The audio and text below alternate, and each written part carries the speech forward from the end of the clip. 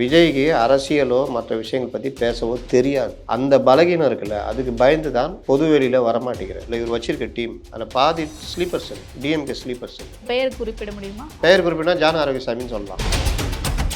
துப்புரவு பணியாளர்களை சந்திக்கிறாங்க. துப்புரவு பணியாளர்களை சந்தித்தாரா இல்லை அவங்க போய் இவரை சந்திச்சாங்க? போக்குவரத்து இடைஞ்சல், மக்களுக்கு இடைஞ்சல் இருக்கும் அப்படிங்கிறது எதுவுமே நீங்க அப்போ நம்பலையா? அந்த இதில் அதெல்லாம் வராதுன்னு சொல்றீங்களா? டிவி ஸ்டேஷன் அந்த ஆர்ப்பாட்டம் பண்ணாங்களா, வந்துச்சா? போக்குவரத்து எழுவர் வந்துச்சா? இன்னும் அதிகபட்சம் பைக் வச்சு தோத்திக்கின்னு அப்படியே கூடயே வருவான். நம்மளால் வேற என்ன பண்ணுவான்? வேற என்ன பண்ணுவான்? துப்பாக்கி வச்சு சுட போகிறான்.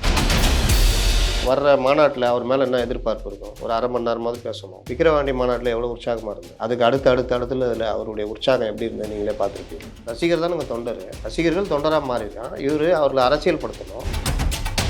கவின் உங்களுக்கு என்ன தடுக்குது? பிறப்புக்கும் எல்லா உயிருக்கும் தானே நீங்கள், அது ஒரு உயிர் தானே. நீங்கள் தான் அறிக்கை உள்ள எதுவுமே பண்ணலையே. கவின் ஆணவ கொலைங்க, பிறப்புக்கும் எல்லா உயிருக்கும், கவின் மட்டும் கிடையாது. அப்படியா?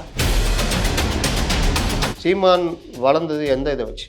பேசி சப்ஜெக்ட் தொட்டு தானே இன்றைக்கி 8%. இவங்க தனியார் மயமாக்குறாங்க. இது கார்ப்பரேட் கட்சி, அந்த தொழிலாளர்களை கை விட்டுச்சு. நான் வந்தால் விடமாட்டேன். என்னைக்கா சொல்லியிருக்காரா சொல்லுங்கள்?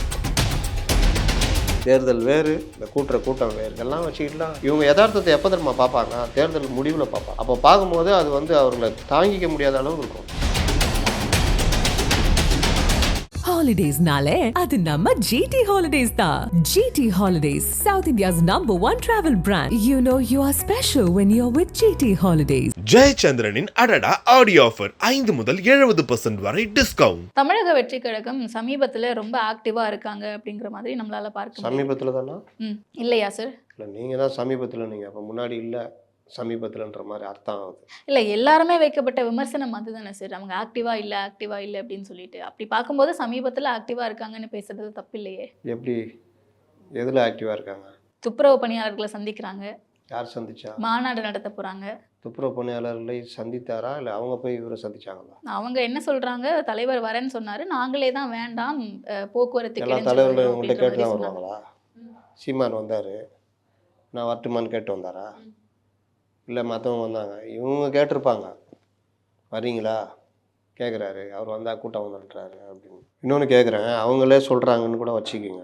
நீங்கள் ஒரு அரசியல் கட்சி தலைவர், இதை நீங்கள் உங்களுக்கு வாய்ப்பாக பயன்படுத்துவீங்களா, அதையும் மறுப்பீர்களா? அஜித்குமார் லாக்அப் டெத்து, இங்கே ஒரு ஆர்ப்பாட்டம் சென்னையில் நடத்துகிறீங்க, இதை எவ்வளோ பெருசாக நடத்தியிருக்கணும்? 10 லட்சம் தொண்டர்கள் சென்னையிலே இருக்கிறாங்கன்னு சொல்கிறீங்க. 10 லட்சம் பேரும் நீங்கள் கால்ஃபார் கொடுத்தா வரமாட்டாங்களா? அட்லீஸ்ட் 50,000 பேர் வரமாட்டானா? வந்தது எவ்வளோ? 8,000லேருந்து 10,000. அப்போது அதை ஆர்கனைஸ் பண்ணி அஜித்குமார் பற்றி பேசுகிறதுக்கு உங்களுக்கு எந்த வித ஏற்பாடும் இல்லை. இன்னொன்று ஒரு விஷயம் நான் திரும்ப சொல்கிறேன், எல்லாரும் மற்ற விஷயங்களை சொல்கிறாங்க, நான் நேரடியாக டச் பண்ணுறேன். விஜய்க்கு அரசியலோ மற்ற விஷயங்கள் பற்றி பேசவோ தெரியாது. அந்த பலகீனம் இருக்குல்ல, அதுக்கு பயந்து தான் பொது வெளியில் வரமாட்டேங்கிறார். இப்போ இந்த இவங்களை சந்திச்சு பேசுறாரு. இல்ல, அப்ப போக்குவரத்து இடைஞ்சல், மக்களுக்கு இடைஞ்சல் இருக்கும் அப்படிங்கறது எதுவுமே நீங்க நம்பலையா? அப்போ அந்த இதுல அதெல்லாம் வராதுன்னு சொல்றீங்களா? வந்துச்சா? டிவி ஸ்டேஷன் அந்த ஆர்ப்பாட்டம் பண்ணாங்களா, வந்துச்சா? போக்குவரத்து எழுவர் வந்துச்சா? இல்லை இதுக்கு முன்னாடி விஜய் இன்னும் செவ்வாய் கிரகத்தில் இருந்தாரா? எங்கேயுமே ஷூட்டிங் இல்லைங்க, நான் கேட்குறேங்க, எங்கேயுமே ஷூட்டிங் போனது இல்லையா விஜய்? அப்போல்லாம் நான் அந்த இடத்துக்கு விஜய் வராரு அப்படிங்கிறதே தெரியாதுல்ல, அது ஒரு லாஸ்ட் மினிட் கால் தானே. சரி, லாஸ்ட் மினிட் ஷூட்டிங் நடக்குதுங்க, விஜய் வர்ற முன்னாடி தெரியாது, வந்த பிறகு பார்த்துருவாங்க ஜனங்க. அப்போல்லாம் அந்த மாதிரி சென்னை ஸ்தம்பிச்சு போச்சா? சென்னையில் விஜய் ஷூட்டிங் நடத்தினது இல்லையா?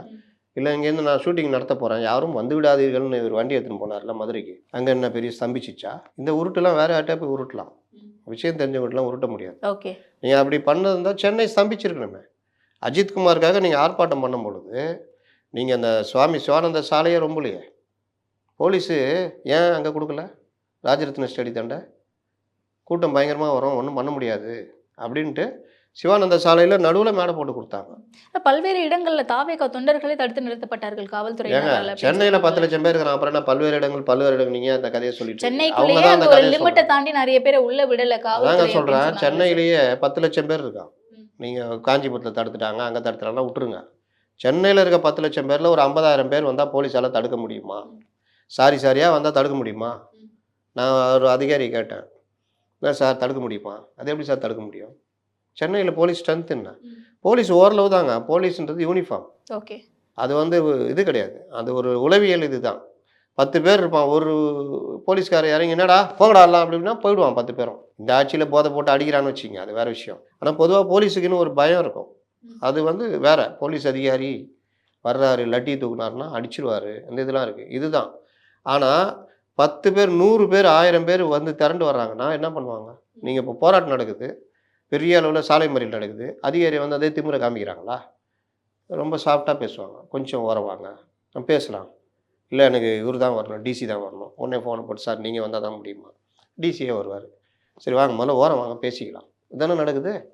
அப்போது 20,000 பேர் 50,000 பேர்னு வந்துட்டா யார் தடுக்க போகிறா? முதல்ல வந்தாங்களான்னு கேட்குறேன். நீங்கள் இல்ல தடுத்துட்டா கூட்டம்ங்கிறத தாண்டி அவர் அந்த இடத்துல வராரு அப்படின்னா அப்போ அந்த போராட்டத்தினுடைய நோக்கமே திசை திருப்பப்பட்டுரும் அப்படின்ற தகவல் என்னங்க இது கேள்வி? போராட்டம் தானே வராரு. அப்புறம் போராட்டத்துக்கு திசை திரும்பினா என்ன கேள்வி கேட்குறீங்க? ஒன்றும் புரியல. அவர் போராட வராரு. அவர் வரதுனால போராட்டமே திசை திரும்பினா என்ன புரியல? ரசிக மனப்பான்மையில அங்க இருக்கவங்க யாருமே வந்து ரசிகர் பார்க்க தானே மாட்டாங்களா? தொண்டர். புதுசாக யாராவது செஞ்சு கொண்டு வந்தாங்களா? ரசிகர் தானே தொண்டர். ரசிகர்கள் தொண்டராக மாறியிருக்கான். இவர் அவர்களை அரசியல் படுத்தணும். இப்படியே பிளாக் டிக்கெட் வித்துட்டு அப்படியே சுற்றிட்டு இருக்காத, அரசியலுக்கு வான்னு அரசியல் படுத்தணும். அப்போ அரசியல் படுத்தணும்னா அஜித் குமார் கொலை நடந்திருக்கு, உங்களை மாதிரி ஒரு இளைஞர் தான் இன்றைக்கி இல்லாமல் போயிட்டார், போலீஸ் இதுன்னு சொல்லணும். அப்போ இவர் வராருன்னா கும்பல் சேர்ந்துச்சுன்னா அந்த நோக்கமே போயிடுன்னு என்ன அர்த்தம்? எவ்வளோக்கு எவ்வளோ கும்பல் சேருதோ அவ்வளோக்கு எவ்வளோ இவர் அந்த கருத்தை பேசுகிறாரோ அவ்வளோக்கு எவ்வளோ பரவலாக ஜனங்கள்கிட்ட போய் சேரப்போகுது. அவன் போய் 10 பேர் 100 பேர் 1000 பேர்னு பேச போகிறான். இப்படி தானே ஒவ்வொரு கட்சியும் வளர்ந்துருக்காங்க. எம்ஜிஆர் எப்படி வந்தார்? இப்படி தானே பேசி பேசி தானே வந்துச்சு கட்சி. டிஎம்கே எப்படி வந்தது?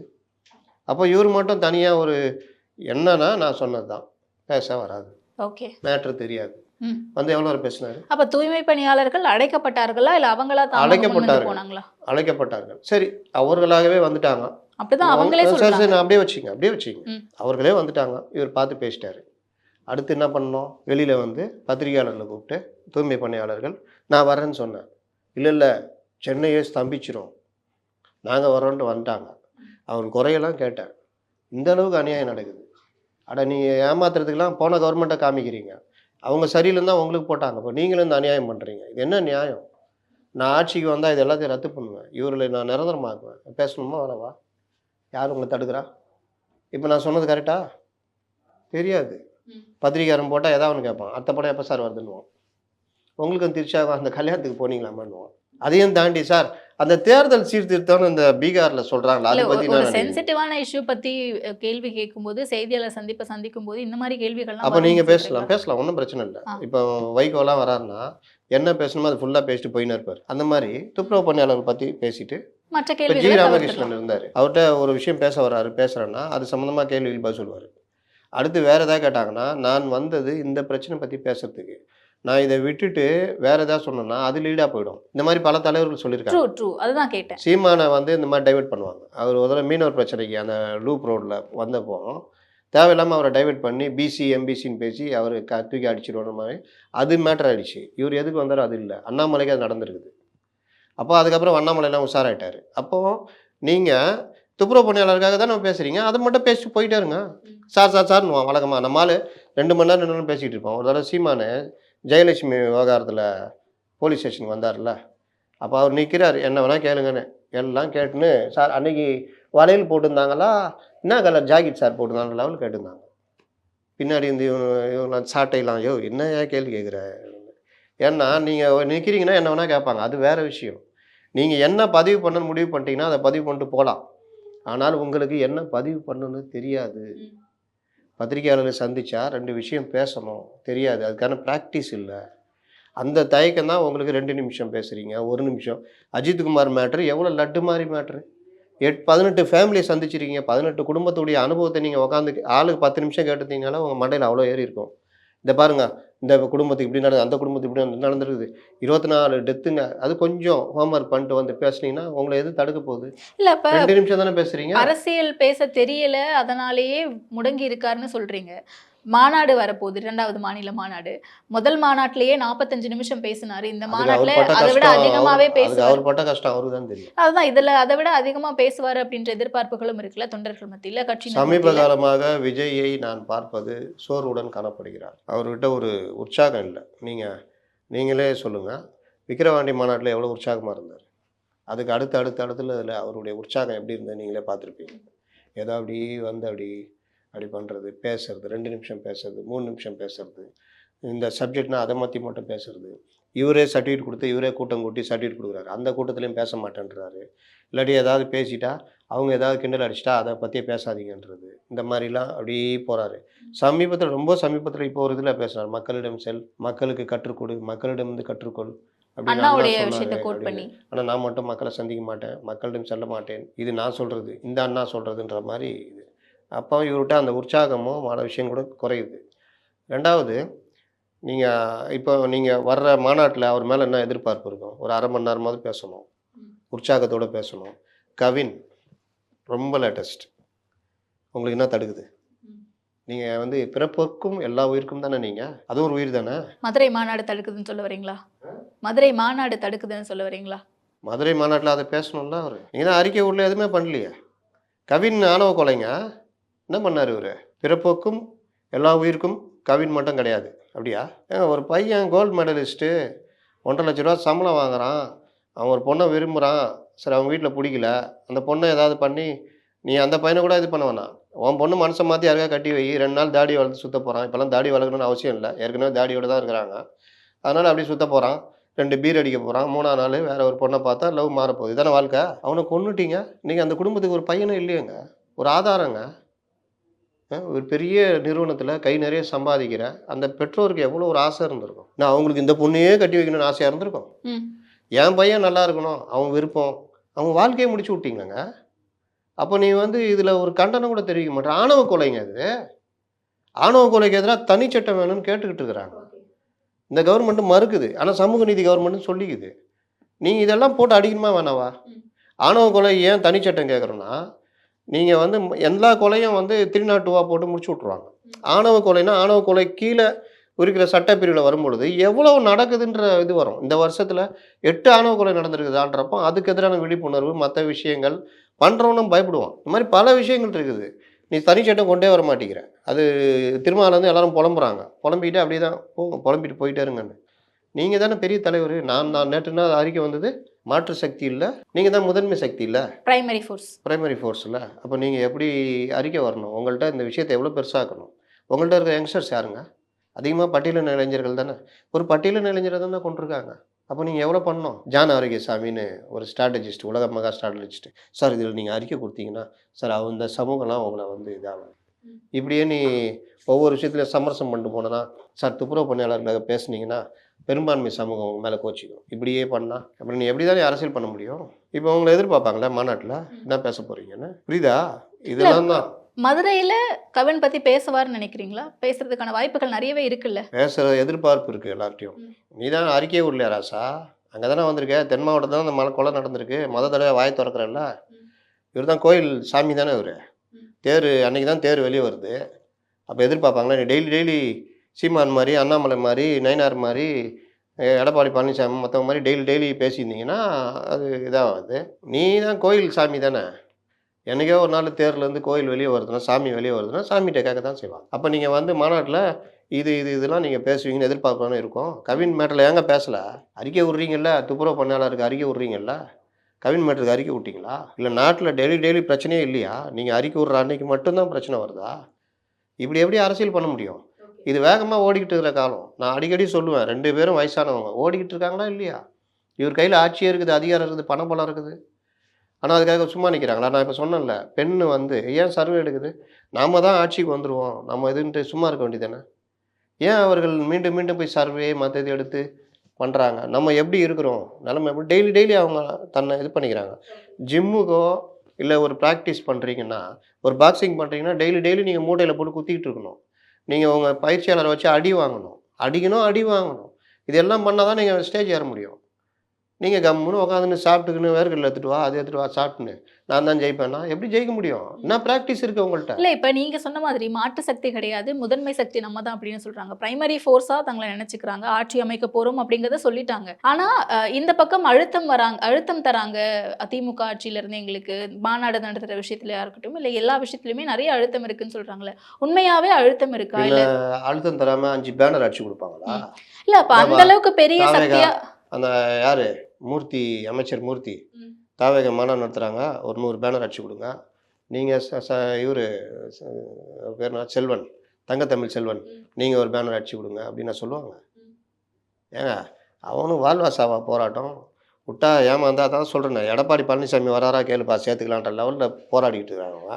நீங்கள் தாவேக மாநாடு நடத்தினா அப்படியே உங்களுக்கு பர்மிஷனை கொடுப்பாங்க. இல்ல இப்ப அதை வச்சு பார்க்கும்போது இவங்க மட்டுமே அவங்கள பிரைமரி ஃபோர்ஸா நினைக்கல, எதிர்க்க இருக்கவங்களும் பிரைமரி ஃபோர்ஸா வந்துருவாங்களோன்ற பயத்துல வந்துருவாங்களோன்னு ஒன்று இருக்குல்ல, அதுதானே தவிர இவங்க தான் வருவாங்கன்னுலாம் கிடையாது. இதே பயம் இருக்கு. இதே அதிமுக நடத்தினாலும் இந்த தொல்லை இருக்கும். அதிமுக ஆட்சியில் திமுக நடத்தினாலும் திமுகவுக்கு இந்த தொல்லை இருக்கும். நாளைக்கு தாவேகா வந்து விஜய் முதல்வர் ஆகிட்டாலும் திமுக ஒரு மாநாடு நடத்தினாலும் இந்த தொல்லை இருக்கும். அதிமுக நடத்தினாலும் தொல்லை இருக்கும். இது சகஜம். இது அரசியலில் சகஜம். திமுக அதிமுக வேற சார். ஓட்டே டெஸ்ட் பண்ணாத ஒரு கட்சிக்கு இவ்வளவு அழுத்தம் தேவையான்னு கேட்குறேன். ஓட்டே டெஸ்ட் பண்ணலன்னா நீ நாளைக்கு ஏதாவது ஒன்று எனக்கு ஒரு இதாக சொன்னல 140 சீட்டில் நீ வாட்டில் மாநாடு நடத்தி 20,000 வாங்குறதுல 22,000 வாங்கிட்டேன்னா அந்த பயம் இருக்கும்ல. இன்னொன்று நீ ஒன்றும் இல்லைன்னு காமிக்க தானே என் வேலை. உளவியல் ரீதியாக ஒன்றும் இல்லைன்னு காமிக்கணும். டிஃபேம் அதில் ஒன்று தான் இது. நீ மாநாடு நடத்தி நீ எதாவது பேசிட்டேன்னா அவனுக்கு செம்ம ஜாலி உண்மையிலேயே. இந்த தடவை எவ்வளோ பேச போகிறாரு? போன தடவை 45 நிமிஷம், பரந்தூரில் 10 நிமிஷம், அங்கே 8 நிமிஷம், அப்புறம் 4 நிமிஷம், 2 நிமிஷம், கடைசியாக அண்ணா சொன்ன அந்த பழமொழிலாம் சொல்லிட்டு 1 நிமிஷம், இங்கே என்ன அரை நிமிஷமா? பரவாயில்ல ஜாலி. டேரா ராசா ரொம்ப நல்லதுடா. இப்படி தான் அரசியல் பண்ணணுன்றது. ஏன்னா அந்த கூட இருக்கிற டீம் இருக்குல்ல, இவர் வச்சிருக்க டீம், அதில் பாதி ஸ்லீப்பர் செல், டிஎம்கே ஸ்லீப்பர் செல். ஓகே, அவ்வளோதான். வேறு என்ன நடக்கும்? பெயர் குறிப்பிட முடியுமா? பெயரா? வேணாம். அது போக போக தானே வந்துடும். அவருடைய நெருங்கிய நண்பர் ஒருத்தர் தேர்தலுக்குள்ளேயே வந்துருமா? பெயர் குறிப்பிட்டா ஜான ஆரோக்கியசாமின்னு சொல்லலாம். நல்லா சொல்லலாம். அதெல்லாம் ஸ்லீப்பர் செல் தான். இல்லாட்டி ஏங்க இப்போ உங்களுக்கு என்ன வேலை? இந்த யூடியூப்பை நல்லா கொண்டு வரணும், பண்ணணும். நீங்கள் தான் ப்ரொடியூசரா இல்லை ப்ரொடியூசர் தனியாக இருக்காங்க? ப்ரொடியூசர் இருக்காங்க. தனியாக இருக்காங்க. அப்போ நீங்கள் உட்காந்து என்ன பேசுவீங்க? நீங்கள் ப்ரொடியூசரும் இது நல்லா எப்படி எல்லாம் பண்ணலாம், எப்படி இதை மேலே கொண்டு போகலாம், எவ்வளவு நீங்கள் டெய்லி உட்காந்து கதை பேசிட்டு வேறு எதையாவது ஒரு சப்ஜெக்ட்டு 2 மாதம் முன்னாடி நடந்தது கொண்டு வந்து இதை தான் எடுத்து பேசணும், இதை பேசவே கூடாது, துப்புரவு பணியாளர் பேசவே கூடாது, எடப்பாடி பழனிசாமி பேசவே கூடாதுன்னு முடிவெடுத்தீங்கன்னா உங்கள் நிறுவனமோ இல்லை இவரே என்ன சொல்லுவார்? இது பைத்தியகாரத்தனமாக இருக்குது, நாட்டில் எவ்வளோ பிரச்சனை, அந்த யூடியூப்பில் இன்னும் பேசினேன், இதுங்க உட்காந்துன்னு 3 மாதத்துக்கு முன்னே அண்ணாமலை வந்து அப்படி பண்ணாருன்னு பேசினீங்க, இதுங்கெல்லாம் வச்சுக்கின்னு சொல்லுவீங்களா மாட்டாங்களா? இந்த வேலை தானே ஜான் ஆரோக்கியம் பண்ணுறாரு. என்ன பண்ணோம் தலைவரை? ஒரு கார் எடு, நானே லீ கூப்பர் ஏற்பாடு பண்ணுறேன், உக்காந்துக்கோ, தொப்பி போட்டுக்கோ, கண்ணாடி போட்டுக்கோ, சல்லுன்னு வந்து இறங்கிங்க, டபுக்குன்னு கூட்டத்துக்குள்ளே போய்ட்டு அப்படியே பேசு. மீடியாக்காரங்க எல்லாம் அங்கேயே தான் கிடக்குறாங்க, எல்லாம் எடுத்துடுவான். எடுத்தவொன்னே பண்ணிட்டு தலைவரை வச்சு சவால் விட்டு கலைக்கிறீங்க. அதே லீ கூப்பரை விட்டுட்டு வேற ஒரு டிசைரில் ஏறி டப்புன்னு எஸ்கேப் ஆயிடுறேன். முடிஞ்சிச்சா? இன்னும் அதிகபட்சம் பைக்கை வச்சு தோற்றிக்கின்னு அப்படியே கூடயே வருவான். நம்ம ஆள் வேறு என்ன பண்ணுவான்?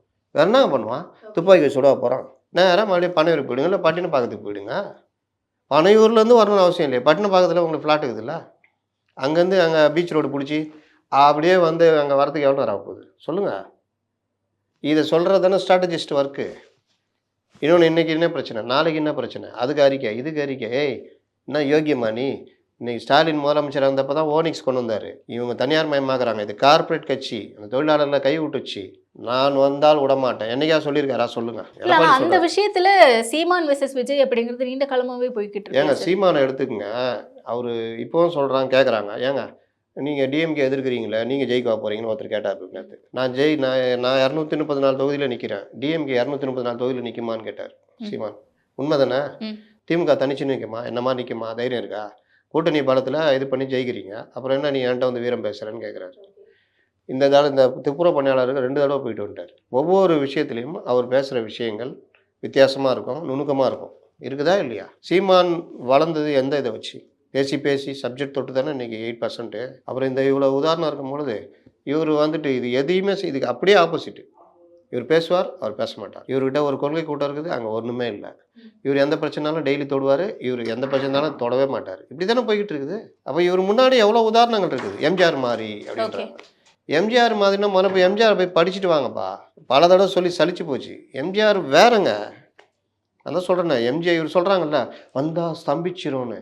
எம்ஜிஆர் 72 கட்சி விட்டு வளர்க்கின பிறகு திண்டுக்கல் போகிறாரு. ட்ரெயின் 12 மணி நேரம் போகுது. 1 மணி நேரம் போக வேண்டிய ட்ரெயின் 12 மணி நேரம் போகுது. ஏன்னா எல்லா தண்டவாளத்தில் தான் ஜனங்க தான் நிற்கிறாங்க, வண்டியை விட மாட்டேங்கிறான். ஒவ்வொரு இடத்துலையும் 10 அடிக்கு 20 அடிக்கு நிற்கிறான், தடுக்கிறான். எம்ஜிஆரே வந்து போய் நான் காரில் போகிறேன்றாரு. அந்த அதிகாரிகள் வந்து இல்லைங்க தண்டவாளத்தை பேத்துருவான், நீங்கள் இந்த ட்ரெயின்லேயே போங்கன்றாங்க. இல்லைங்க பேசஞ்சருக்கு சிக்கலுங்க, நான் போகிறேங்க. அதெல்லாம் முடியாதுங்க, ட்ரெயினே போய் சேராதுங்க, அப்புறம் என்ன பேசஞ்சர் சிக்கல்? நீங்கள் இருந்தாலாவது இந்த ட்ரெயின் அங்கே போய் சேரும், டைமாவது ஆகட்டும் அப்படின்னு. அப்படி போன எம்ஜிஆருங்க. அவர் வந்து மக்கள் திரள் முன்னாடி போகலையா? ஸ்தம்பிச்சிரும் நான் உட்காந்தாரு. இதெல்லாம் படம். படம் காட்டுறது. அதனால் இது இது எதுவுமே வந்து இவர்கள் ரியாலிட்டி இல்லை, யதார்த்தம்னு ஒன்று சொல்லுவாங்களா, அது இல்லை. அதுக்கு பதிலாக வேறு எதை போட்டு உருட்டிட்டு இருக்கிறாங்க. இவங்க யதார்த்தத்தை எப்போ தெரியுமா பார்ப்பாங்க? தேர்தல் முடிவில் பார்ப்பாங்க. அப்போ பார்க்கும்போது அது வந்து அவர்களை தாங்கிக்க முடியாத அளவு இருக்கும். இவர்களே எப்படின்னா கீழே இருக்க தொண்டர் நினச்சிட்டு இருக்காங்களா, அவனுக்கெல்லாம் பேரதிர்ச்சியாக இருக்கும். இவர்களுக்கு ஒன்றும் பிரச்சனை இல்லை. அவர் வேறு அட்லியை கூப்பிடு, நெல்சனை கூப்பிடு, அவனை கூப்பிடு, இவனை கூப்பிடுன்னு படம் கதை கேட்கப்படுவார். இப்போ கேட்டுட்டு இருக்காருன்னு சொல்கிறாங்க. அதை அவர் வேலையை பார்க்க போயிடுவார். புஷி வழக்கம் போல், ஏப்பா படம் நினைக்க போகிறார் தலைவர், நான் கதை கேட்க போகிறேன்னு அதில் ஒரு வருமானத்தை பார்த்துன்னு டிக்கெட்டு அதுன்னு போயிடுவார். கீழே தொண்டை, வீடு வாடகை, வீடு சொந்த வீடு இந்த அடமானம் வைக்கிறது, தொழிலை விட்டுட்டு அலைஞ்சது, வருமானம் போய் அது போய் இது போய் அதிர்ச்சியில் இருக்கும். 26 இது சந்திக்கும். இல்லை, இப்போ சீமான் vs விஜய் அப்படின்னு பேசும்போது 30 லட்சம் வாக்குகளை சீமான் அவர்கள் வச்சிருக்காரு. ஆனால் இந்த பக்கம் கூட்டம் அப்படின்னு பார்த்தோம்னா கடந்த மாநாட்டிலேயே வந்து பார்த்தீங்கன்னா 12லேருந்து 15 லட்சம் பேர் வந்தாங்க அப்படின்ற ஒரு விஷயத்தை தான் தாவேகாவினர் சொல்கிறாங்க. யாருக்கு? தாவேகா மாநாட்டுக்கு. அதை விட டபுள் மடங்கா இந்த முறை வருவாங்க, 20 லட்சம் பேர் வர்றதுக்கான வாய்ப்புகள் இருக்கு அப்படின்னு சொல்றாங்களே, இதெல்லாமே வாக்கா? நான் கேட்குறேன், எஸ்டிபிஐ ஒரு கூட்டம் போட்டாங்க அவருக்கா மதுரையில் 2024 ஏடிஎம் கூட கூட்டணி வச்சுட்டு ஒரு கூட்டம் போட்டாங்க. 15 லட்சம் பேர்னு சொன்னாங்க. பொதுவாக ஒரு 3 லட்சம் பேர் இருந்தால் அந்த கூட்டம் பிரம்மாண்டம் பார்த்தீங்கன்னா 10 லட்சம் மாதிரி காமிக்கும். விக்கிரவாண்டி பார்த்தீங்கல்ல, அந்த ஃபுல் இது வச்சுங்க, அவர் ரேம்ப் போகிறது அந்த சுற்றி எவ்வளோ பேர் நினைக்கிறீங்க நீங்கள் உங்கள் பார்வையில்?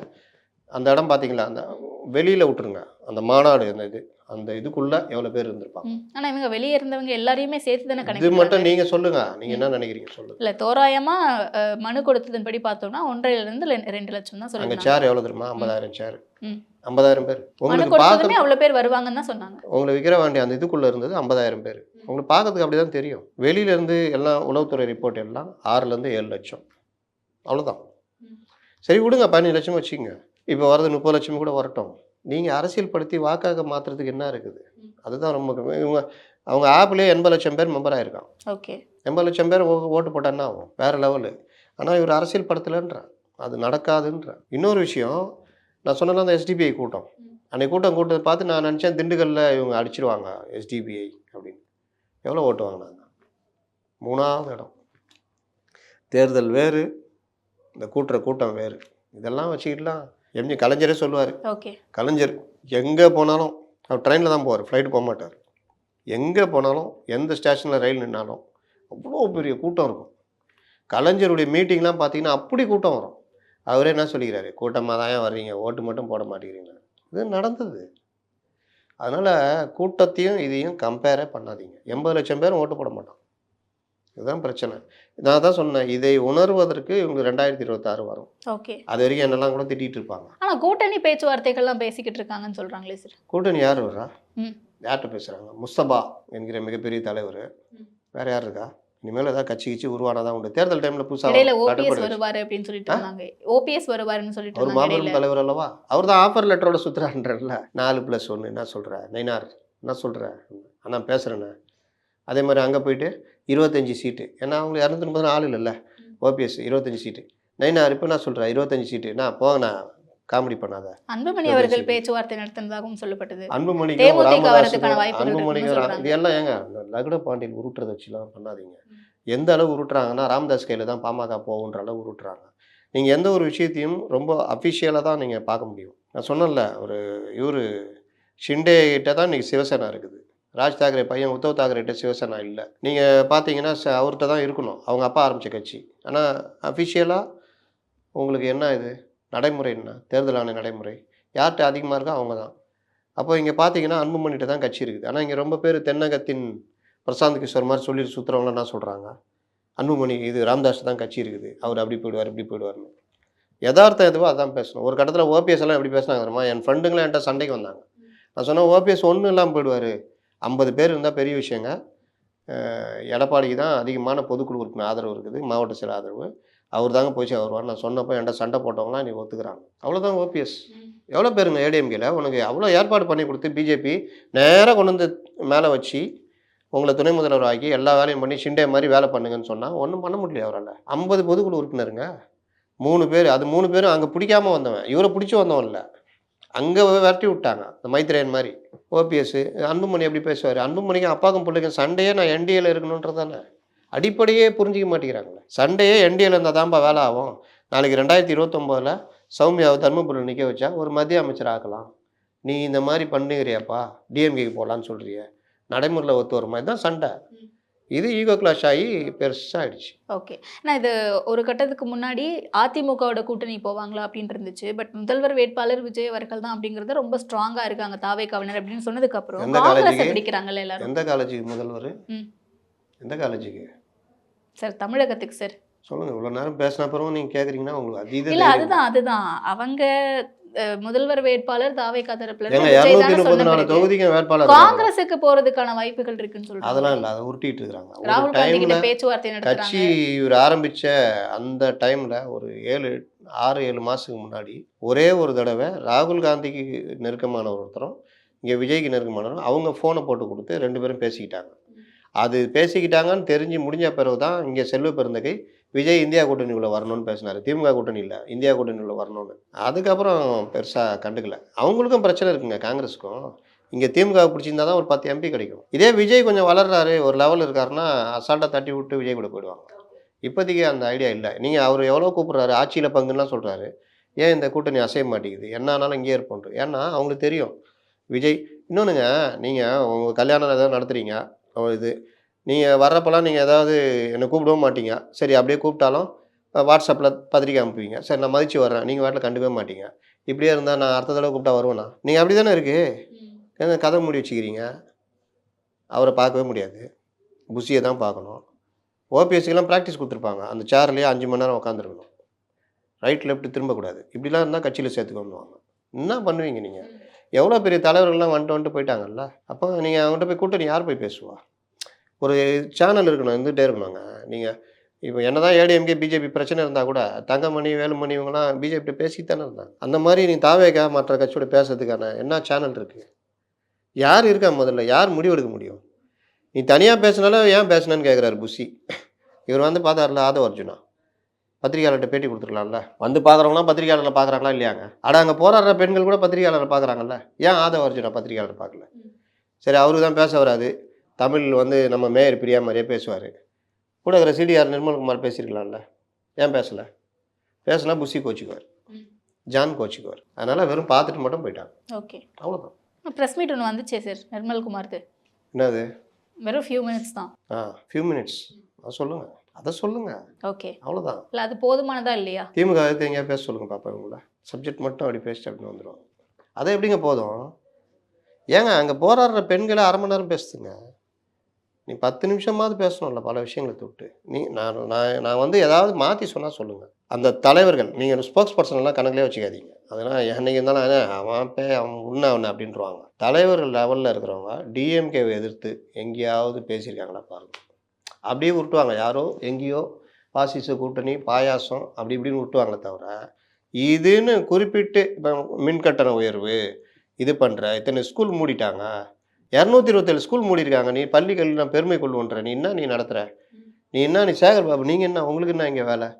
இந்த மாதிரி குறிப்பிட்டு பேசி எதாவது காமிங்க. எங்கேயுமே இருக்காது. அப்போ பிரச்சனையே இல்லையா? இருக்குல்ல, எல்லாரும் பேசுகிறாங்கல்ல. தெளிவான விளக்கங்களை கொடுத்தீங்க. தொடர்ந்து பேசும் நேரத்திற்கு நன்றி sir. Holidays nale adu namma GT Holidays da. GT Holidays, South India's #1 travel brand. You know you are special when you're with GT Holidays. ஜெயச்சந்திரனின் அடடா ஆடியோ ஆஃபர் 5 முதல் 70% வரை டிஸ்கவுண்ட்.